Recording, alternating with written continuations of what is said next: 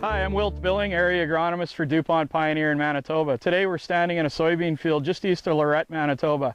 Over the weekend we saw a lot of color change in our soybean crops, and this is really indicative of the type of season we had. Behind me we're looking at a strip of 900Y71 as well as 900Y81 and seeing a really good maturity difference down between these two strips.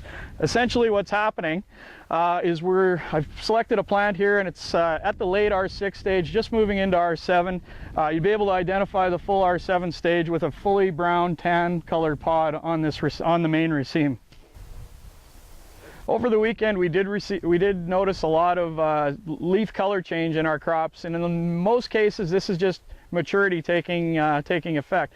However, there are some other causes potentially of the leaf color change we're noticing over the area. Here's one example of some of the phenomena we're seeing in the field. This leaf was taken off a plant, one of the uppermost leaves on the plant. You see quite a bit of chlorosis or yellowing with a little bronze color. What this is actually sun scalding on the soybean plants, and this leaf was taken off the exact same plant, and you can see the area that was exposed to the sun has a little bronzing color, whereas half of the leaf was folded under and was not exposed to the sun, and there's none of that bronzing appearing on this leaf. This is potash deficiency or potassium deficiency showing up in the new growth of a lot of bean fields. Essentially it's caused by lack of moisture or lack of potash uptake in the plant. It's not to be confused with things like iron chlorosis. This is a relatively newly deficient leaf, and I'll just switch plants here and show you. This is a little more advanced potash deficiency. You can see the necrosis along the leaf edge, and this will just move in and overtake the leaf as it develops. Essentially what it's doing is taking the potash from the leaf and transposing it to the seed to help fill the remaining seeds. Hi, we're now standing in a soybean field just east of Giroux, Manitoba.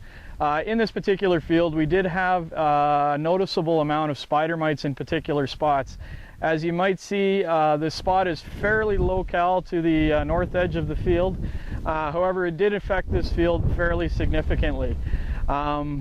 If you notice the browning or the bronzing of the tops of the leaves, as well as almost a shiny exudate on the bottom of the leaf, that's basically a good indication that spider mites have been here and have been here for a little while.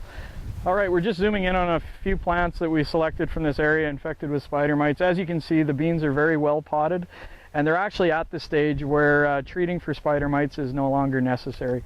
You've got really good potting all the way through, and you've got some really good sized full bean pods up at the top of the plant. So the plant's moving from the R6 and soon to be in the R7 stage.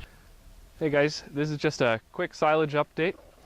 We're in a drier section here. This is an earlier plant. It's starting to dent pretty heavy. A plant like this should be silaged by the end of this week.